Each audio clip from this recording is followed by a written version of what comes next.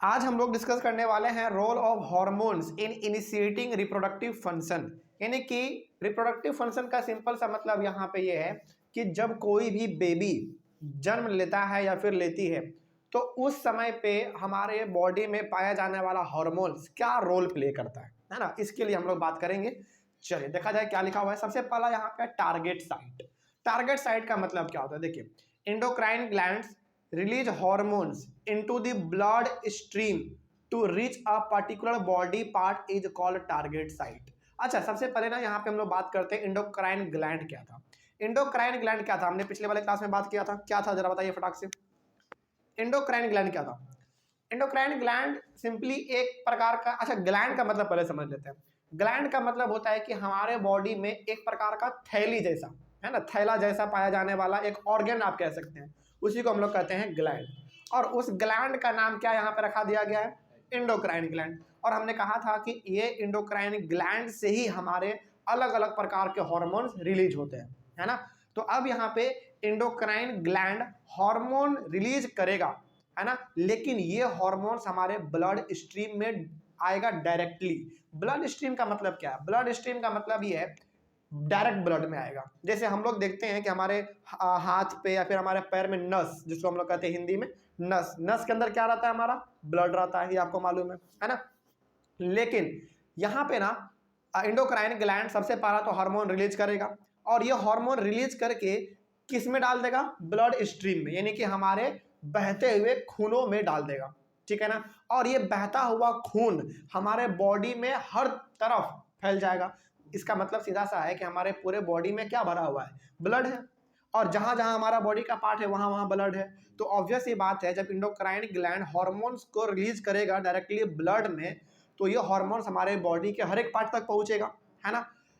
To reach a particular body part is called target site. हालांकि पहुंचेगा तो पूरे जगह पे, लेकिन उस हार्मोन्स का जहां पे जरूरत है वहीं पे वो अपना फंक्शन परफॉर्म करेगा। इसको हम लोग ऐसे समझ सकते हैं, जैसे सपोज इसको हम लोग बड़ा अच्छी तरीके से समझ सकते हैं। जैसे मान लीजिए आपका सर दर्द कर रहा है, ठीक है ना, आप दवाई खाते हैं, केवल आपका सर दर्द ही ठीक होता है, ठीक है ना। जैसे मान लीजिए सपोज आपको सर दर्द भी है, आपको सर्दी भी है, आपको खांसी भी है, लेकिन आप ना केवल सर दर्द का दवाई खा रहे हैं, तो ये केवल आपके सर दर्द को छुटाएगा, क्या आपके खांसी को भी छुड़ा देगा, क्या आपके सर्दी को भी छुड़ा देगा? जवाब है नहीं।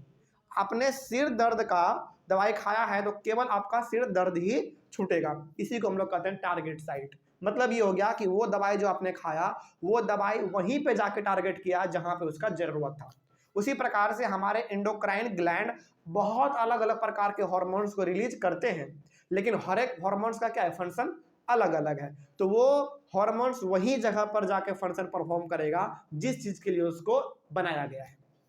तो यहाँ पे सीधा सा मतलब ये है कि इंडोक्राइन ग्लैंड के द्वारा हमारा हार्मोन्स रिलीज होगा, और ये हार्मोन्स डायरेक्टली किस में चला जाएगा, ब्लड स्ट्रीम में, यानी कि हमारे खून में चला जाएगा। और ये ब्लड में जाने के बाद हमारे बॉडी में उस जगह पे पहुंचेगा जहां पे इसका जरूरत है। जैसे आपने पढ़ा था कि मेल में जो हमारा सेक्सुअल हार्मोन है वो कौन सा है, टेस्टोस्टेरोन है। तो टेस्टोस्टेरोन हार्मोन हमारा स्पर्म में जाके या फिर हमारे टेस्टिस में जाके ही अपना फंक्शन क्यों परफॉर्म करता है, क्योंकि उसको वहीं के लिए बनाया गया है। उसी प्रकार से आपने पढ़ा था फीमेल सेक्स हार्मोन्स के बारे में, एस्ट्रोजन, है ना, वो फीमेल में ही क्यों पाया गया, या फिर वहीं पे वो क्यों पाया गया, ताकि उसको उसी के लिए बनाया गया है। तो इसका मतलब ये हो गया कि हर एक हार्मोन्स का फंक्शन अपना अलग अलग है। उस हार्मोन्स को डायरेक्टली जो है ब्लड में डाल दिया जाता है, और ब्लड के थ्रू उसको जहां जिस चीज के लिए बनाया गया है वो वहां पे जाके अपना फंक्शन परफॉर्म करता है। उसी को हम लोग कहते हैं टारगेट साइट। जैसे सपोज आप लोग एक टारगेट फिक्स करते हैं ना, जैसे आप लोग निशाना लगा रहे हैं, तो भाई हमको निशाना लगाना है, मतलब कि वहीं पे गोली मारना है, मतलब आपने टारगेट फिक्स कर लिया। उसी प्रकार से हर एक हार्मोन्स का टारगेट फिक्स रहता है, हमको वहीं पे जाना है और वहीं पे जाके अपना काम चालू करना है, ठीक है ना। तो उसी को हम लोग कहते हैं टारगेट साइट। कोई डाउट नहीं, चलिए आगे बढ़ते हैं। The target site response to the hormone. अब ऑब्वियस ही बात है भाई, जहां जिस चीज के लिए आपको बनाया गया है उस चीज पे वहां पे आप जाएंगे तो उस चीज को आप ठीक कर देंगे। जैसे सिर दर्द के लिए गोली बनाया गया है, तो वो गोली यानी कि दवाई हम खाएंगे तो ऑब्वियस सी बात है हमारा सिर दर्द छूट जाएगा, है ना। तो जहां पे हमारा टारगेट है वहां पे हार्मोन जाता है और उस गड़बड़ी को ठीक कर देता है। ठीक है, आगे there are many endocrine glands और डक्टलेस ग्लैंड। अच्छा, यहाँ पे एंडोक्राइन ग्लैंड के बदले में एक और वर्ड इस्तेमाल किया गया है, डक्टलेस ग्लैंड।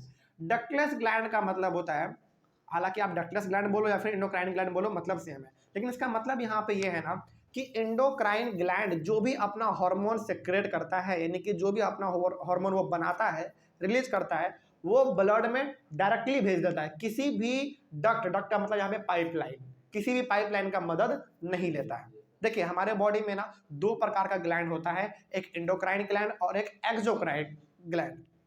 तो एंडोक्राइन ग्लैंड अपने हार्मोन्स को ब्लड में बिना किसी डक्ट के डाल देता है, यानी कि बिना किसी पाइप के सपोर्ट के डाल देता है, इसीलिए हम लोग एंडोक्राइन ग्लैंड को डक्टलेस ग्लैंड कहते हैं, क्योंकि इसको किसी भी डक्ट यानी कि पाइप का कोई जरूरत नहीं है अपने हार्मोन्स को ब्लड में डालने के लिए।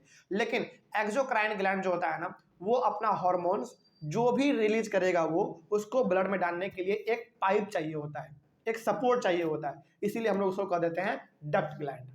ठीक है ना, तो याद रखिएगा, हालांकि आपके बुक में एनसीईआरटी में एक्सोक्राइन ग्लैंड के बारे में उतना नहीं बात किया गया है, लेकिन आप यहाँ पे जान लीजिए कि हमारे बॉडी में दो प्रकार का ग्लैंड है, एक एंडोक्राइन ग्लैंड और एक एक्सोक्राइन ग्लैंड। तो एंडोक्राइन ग्लैंड अपने हार्मोन्स को ब्लड स्ट्रीम यानी कि हमारे ब्लड में डायरेक्टली डाल देता है, इसीलिए हम लोग इसको डक्टलेस ग्लैंड कहते हैं। लेकिन एक्सोक्राइन ग्लैंड जो है वो अपना हार्मोन्स ब्लड में किसी न किसी डक्ट मतलब पाइपलाइन के थ्रू डालता है, इसीलिए हम लोग उसको डक्ट ग्लैंड कह देते हैं। ठीक है ना, चलिए आगे बढ़ते हैं। उसके बाद the tastes and ovaries secrets sex hormones, तो हम लोग पढ़ ही चुके हैं, है ना। जैसे हमारे मेल में टेस्टेस और फीमेल में ओवरीज, ये सब क्या सेक्रेट करेगा, सेक्स हार्मोन। अच्छा, अब चूंकि सेक्स हार्मोन्स का बात हुई यहाँ पे हो गया है, तो बताइए कि टेस्टेस क्या कौन सा सेक्स हार्मोन रिलीज करेगा, टेस्टोस्टेरोन, और ओवरीज एस्ट्रोजन, सिंपल सा बात है ना। अच्छा, यहाँ पे टेस्टेस क्या करता है, जैसे सबसे पहले यहाँ पे हमारे मेल में टेस्टेस है, टेस्टेस कौन से सेक्स हार्मोन्स को रिलीज करेगा, टेस्टोस्टेरोन, हम लोग बात कर चुके हैं इसके बारे में, है ना। तो टेस्टोस्टेरोन क्या करता है, टेस्टोस्टेरोन बेसिकली प्यूबर्टी के टाइम पे आपके बॉडी में बदलाव लाता है, जैसे दाढ़ी का आना, है ना, या फिर आपके चेस्ट पे बाल उग जाना, इस प्रकार का चीज, बात समझ में आ रही है। अब उसी प्रकार से ओवरीज कौन से सेक्स हार्मोन्स को रिलीज करते हैं, एस्ट्रोजन, है ना। तो एस्ट्रोजन का क्या फंक्शन है फीमेल बॉडी में, इसका फंक्शन ये है कि हिप ब्रॉडर कर देना, है ना, ब्रेस्ट को वाइडर कर देना, ये सारा फंक्शन है। ठीक है, तो इसीलिए हमने कहा कि हर एक हार्मोन्स का फंक्शन अपना अलग अलग है और वो वहीं पे जाके अपना काम करेगा जहां के लिए उसको बनाया गया है, उसी को तो हम लोग टारगेट साइट कहते हैं। ठीक है ना, चलिए आगे बढ़ते हैं। These hormones are responsible for the male and female secondary sexual characters. तो जो हमारे टेस्टेस हैं, जो हमारे ओवरीज हैं, ये जो सेक्स हार्मोन्स को रिलीज करते हैं, टेस्टेस के द्वारा रिलीज किया जाने वाला टेस्टोस्टेरोन और ओवरीज के द्वारा एस्ट्रोजन, तो ये क्या करते हैं बेसिकली मेल और फीमेल बॉडी में सेकेंडरी सेक्सुअल कैरेक्टरिस्टिक्स को बढ़ाते हैं। जैसे सेकेंडरी में क्या था हमारा, जो कि बचपन से नहीं होता है ना, जो कि बाद में बड़े होते होते हो जाता है, जैसे चेस्ट पे बाल उग जाना, आवाज भारी हो जाना, है ना, ये सारा चीज। आगे बढ़ते हैं। अब the sex hormones are under the control of hormones from the pituitary gland। और हमने आपको ये भी कहा था कि भाई जितना भी हमारे बॉडी में हार्मोन्स रहता है उन सब पे नजर रखने का काम किसका है, पिट्यूटरी ग्लैंड का है ना। चलिए आगे बढ़ते हैं। तो जितने भी सारे हमारे हार्मोन्स हैं, चाहे वो सेक्स हार्मोन्स हो या फिर कोई और प्रकार का हार्मोन्स हो, उस पर नजर रखने का काम, उसको कंट्रोल करने का काम जो है वो पिट्यूटरी ग्लैंड का है, ताकि वो अच्छी तरीके से अपना फंक्शन परफॉर्म करते रहे। The pituitary secretes many hormones, one of which makes ova mature in the ovaries and sperms form in the testes। अब देखिए, पिट्यूटरी ग्लैंड सारे हार्मोन्स पे कंट्रोल करने का काम करता है, नजर रखने का काम करता है, लेकिन पिट्यूटरी ग्लैंड जो है ना अपने भी खुद हार्मोन्स रिलीज करता है, क्योंकि देखिए ये भी एक अपने आप में क्या है, ग्लैंड है, तो ये भी अपना कुछ हार्मोन रिलीज करेगा। तो ये पिट्यूटरी ग्लैंड जो अपना हार्मोन रिलीज करता है ना, ये फीमेल में ओवा बोलो या फिर एग बोलो, मतलब सेम है। तो फीमेल में एग या फिर ओवा मतलब सेम है, और मेल में स्पर्म, इसको प्रोड्यूस होने में या फिर इसको मैच्योर होने में मदद करता है, याद रहेगा। मतलब आपसे पूछा जा सकता है सवाल कि फीमेल में ओवा या फिर एग, जो भी आप बोल लीजिए उसको, और मेल में स्पर्म मैच्योर होने के लिए या फिर उसको प्रोड्यूस होने के लिए किस ग्लैंड के हार्मोन काम करते हैं? तो जवाब होना चाहिए पिट्यूटरी ग्लैंड के हार्मोन्स मदद करते हैं, सपोर्ट करते हैं, ठीक है ना। देखो मतलब यहाँ पे ये हो गया ना कि पिट्यूटरी ग्लैंड का दो फंक्शन, पहला तो ये कि ये सारे हार्मोन्स पर नजर रखेगा, दूसरा ये खुद हार्मोन्स रिलीज करेगा, और उस हार्मोन्स का काम है ओवा या फिर एग और स्पर्म के प्रोडक्शन में या फिर उसके मेच्योर होने में मदद करना, सपोर्ट करना, ठीक है ना। चलिए आगे बढ़ते हैं। अच्छा ये तो हमारा यहीं पे खत्म हो गया अब, तो यहाँ तक कोई डाउट नहीं। तो यहाँ पे बेसिकली आपने देखा कि रिप्रोडक्शन के लिए जो जो हमारे बॉडी में जरूरत है वो किस किस प्रकार से है, कौन से हार्मोन्स क्या करते हैं, ये आपको यहाँ पे मालूम चल गया। कोई डाउट अब इसमें? चलिए आगे बढ़ते हैं। अगले वाले क्लास में हम लोग डिस्कस करेंगे reproductive phase of life in humans, ठीक है ना। चलिए थैंक यू वेरी मच।